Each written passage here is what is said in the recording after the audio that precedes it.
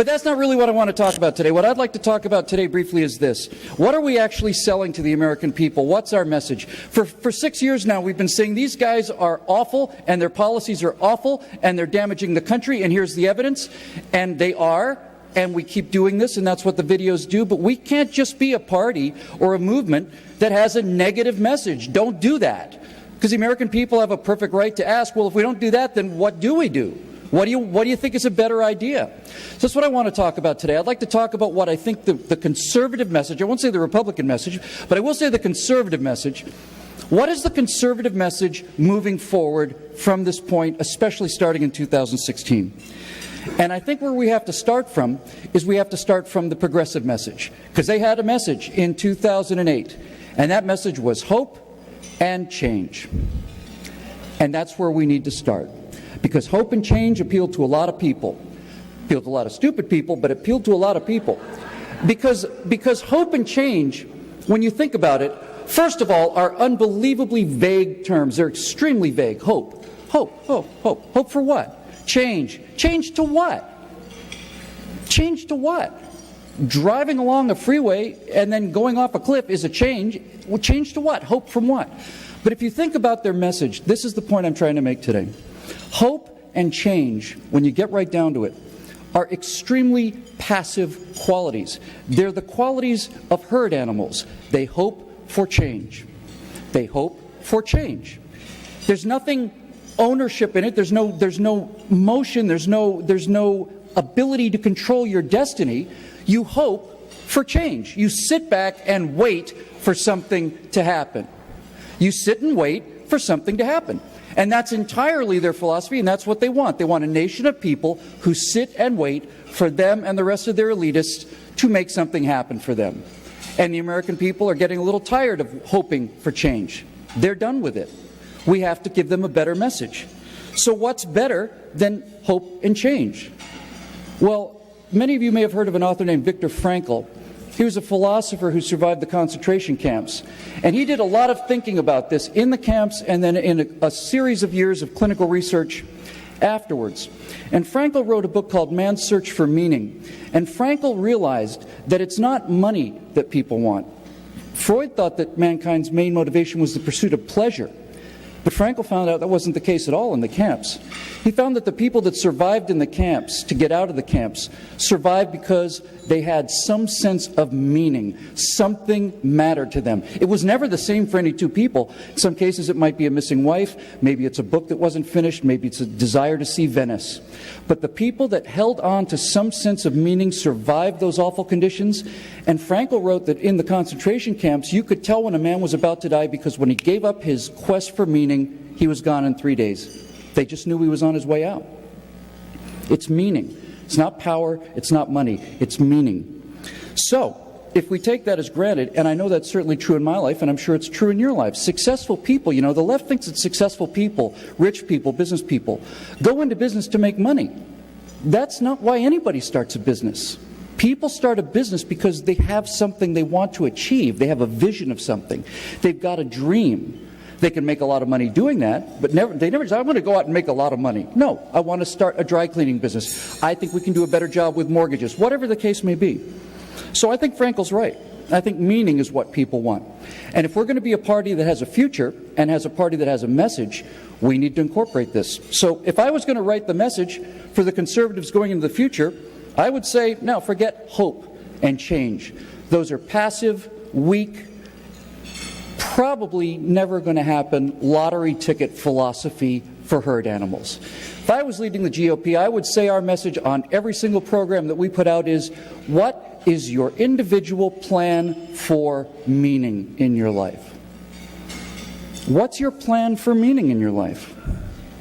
If you raise that question, you start people thinking along the kind of lines that they should be thinking about in this country. What's your plan for meaning in your life?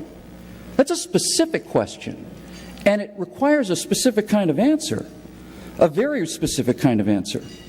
Excuse me one second. I know I make this joke every time, but thank you so much, Marco Rubio. You've saved public speakers all across the country. What's your plan for meaning? Well,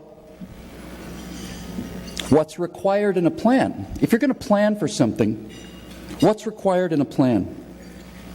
You know, the difference between hope and plan is that a plan is hope on a timetable.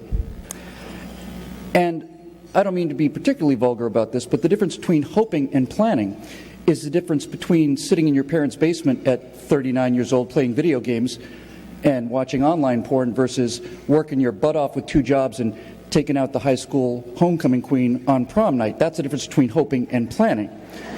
And I know which one I'd rather do, because I've done them both. So, you want to get people to be thinking along the lines of planning. What does planning entail? What does it take to make a plan for your individual meaning? What do you have to do? Well, if you're going to plan something, you need probably 5 qualities, right? You need ambition, you need vision, you need confidence, persistence, and hard work. You need those things. And if you can tell people that if you're willing to do those things, you don't have to hope anymore, because it's not something that may happen someday. If you have a plan and you're willing to execute the plan, you will get to whatever you define as the meaning in your life. You will get there. And then all of a sudden the American people realize what they used to realize a long time ago before these progressives came in here with their control of everything. That their destinies are in their hands, not the government's hands. That their destinies are not dependent on somebody else's welfare, nobody else's opinion of you, not your personal influence. It's in your hands. You own your own future. It's your future to do with what you want to. Why do you think Thomas Jefferson shocked the world by saying life, liberty, and instead of property, because that's what everybody referred to, life, liberty, and property, the pursuit of happiness. What an astonishing idea that was. What an astonishing insight into the human condition to understand that the 3 things that make this country work are life, the ability to be alive and to have your own soul and your own desires, liberty, the freedom to do whatever you damn well want to so long as you don't interfere with somebody else's liberty, and the pursuit of happiness. That's built into a government. That's astonishing. And that is an astonishing idea that we need to revive with the American people, that you have the ability to pursue your own individual happiness and no one can stop you. No one can stop you. If you know what you want, you will get there if you follow these steps. So what are the steps? Well, the first step is ambition. And the beautiful thing about ambition is ambition can be as big or as small as the individual person. Some people may have an ambition to be a brain surgeon, and that's going to require a lot of hard work over a long period of time. Some person's ambition may be to go to every single home game of the Green Bay Packers. And that person's ambition and that person's meaning is no more and no less meaningful than a brain surgeon's, because if going every single home game of the Green Bay Packers makes that person happy and is what they care about, then they have a right to find a way to make that happen in their lives. It's no better and no worse. It is an individual search for meaning. So you have to have, first of all, the ambition to understand that there are things out there that you want. I think the second thing you need in order to execute a plan is you need a vision. You need to see it. You need to see it. This is where it comes closest to these progressives' ideas of hope. I have a dream. What's your dream? I have a dream that someday maybe I'll own a really big boat. Okay. How are you going to get there? I buy a lottery ticket once a week. I spend $1 on the lottery. We know that's not going to get you the boat, and on some level you know it too. On some level that dollar is a narcotic that you're injecting into your arm that allows you to think about having the boat, but you know you're not going to get that boat with that lottery ticket. And everybody in the American public knows it. And that's exactly what these people are selling the American people now. That's what these progressives are selling. A shot in the arm of a narcotic, saying, don't worry, we'll give you barely enough food, barely enough housing, we'll give you crappy phones, all this other stuff. It's a narcotic. That's hope is a narcotic in that sense. If you go to the American people and say you want a boat, you say, good, I can relate to that. I'd like to have a boat too. How do you get to your boat? What's your plan? Then you start to realize no one is in your way, but you've got to see it. Everybody out here who's run a business has had in their head a vision of what that business would look like. They have a vision of what their career would look like. They have a vision of what their house would look like. They may know what kind of car they want to drive. Sometimes just touching these things, sometimes just touching them with your own hands is all it takes. You want to drive a nice Mercedes convertible? Rent one. Feel it. Touch it. Now you know what you want. It's there. It's real. So you need the vision of it. I think probably the most important part of this 5-step plan is confidence. You got to believe it. You got to believe you can do it. I think Henry Ford's statement is the truest thing as I've ever heard. Whether you believe you're going to succeed or believe you're going to fail, you're right.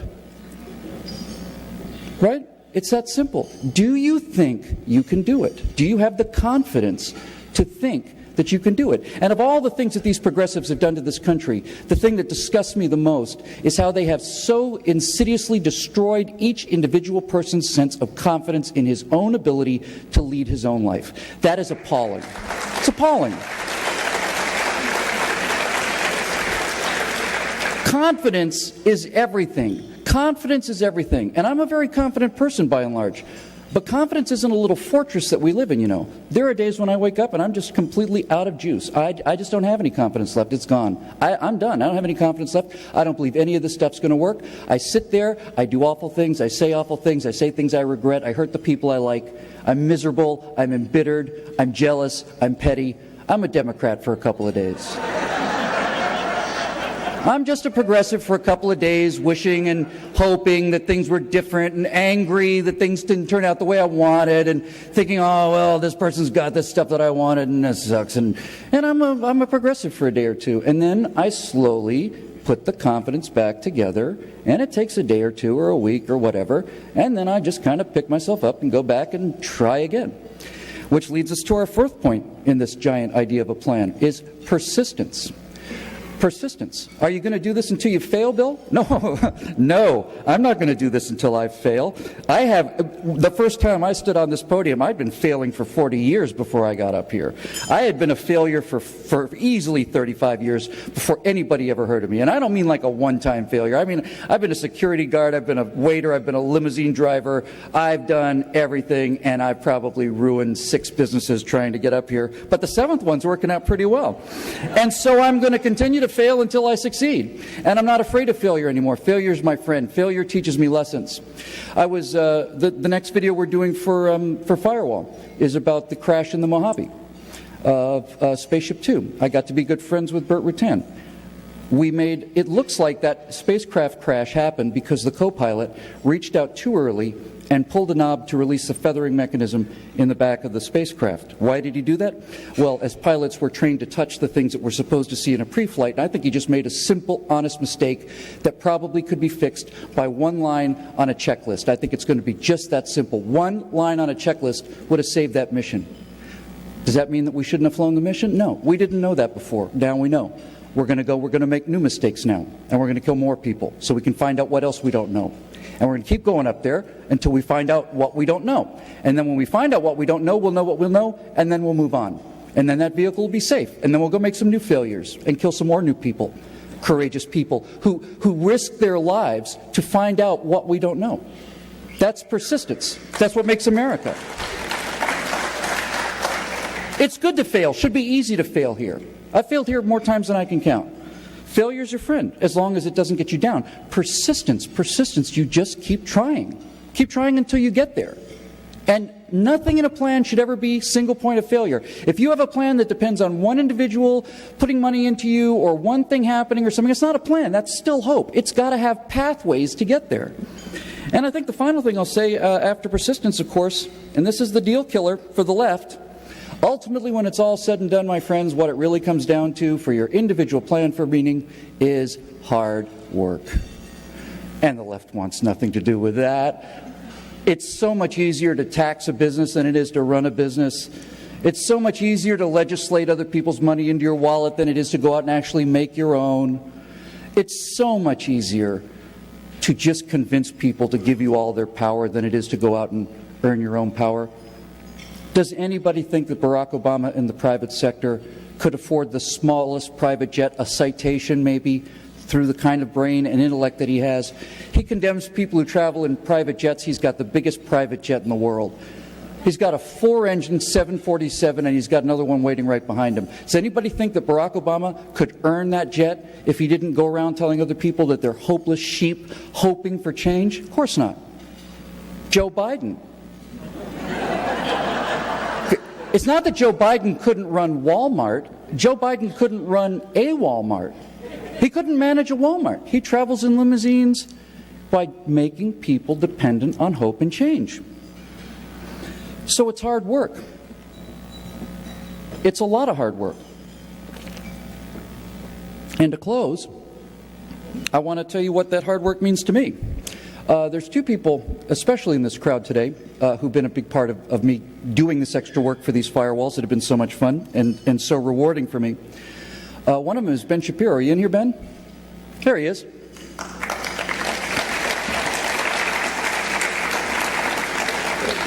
My friend Jeremy Boring was telling me, I was trying to decide, can I do this extra work? Because I already was working pretty hard, and this is going to be a lot of extra work, these firewalls. Can I do it?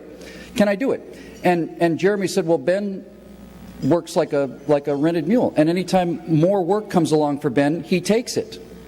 And I thought, this 12-year-old guy is making all this money? He's making this money because he works like an animal. Like an animal. He works all the time. He writes so much.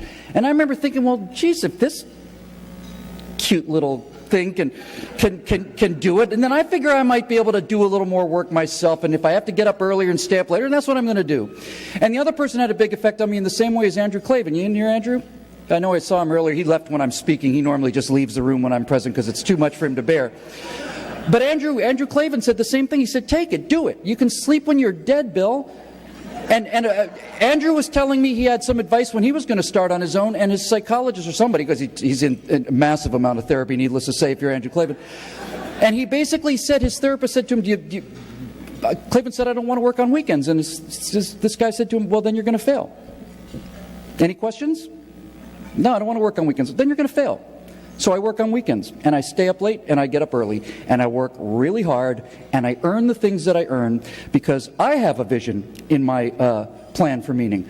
I don't just have a dream. When I was a kid, I had a dream. I wanted to walk on the moon.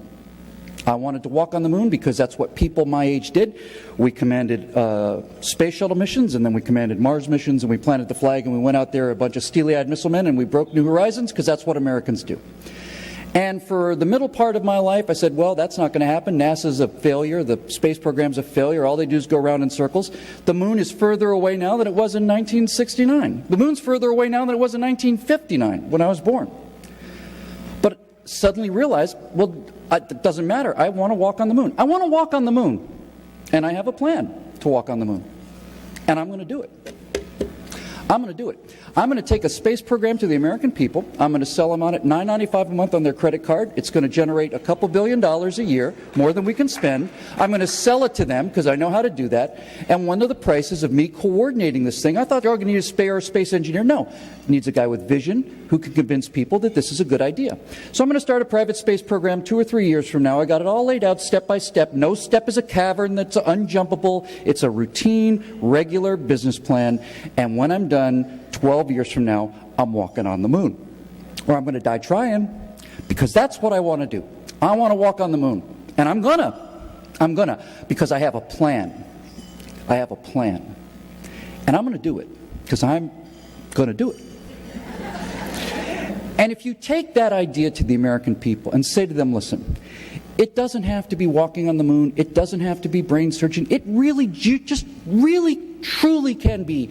If what you want in life is a little boat to cruise the Intracoastal Waterway on, we can help you.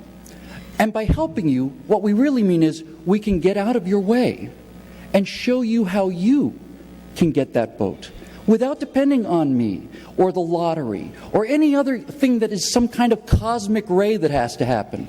You want a boat? Here's how you get a boat. What's your plan for meaning in your life? It changes people's thinking, and it gets them out of this herd mentality and gets us away from being a nation of sheep back to what we are, which is a pack of sheepdogs who protect the innocent.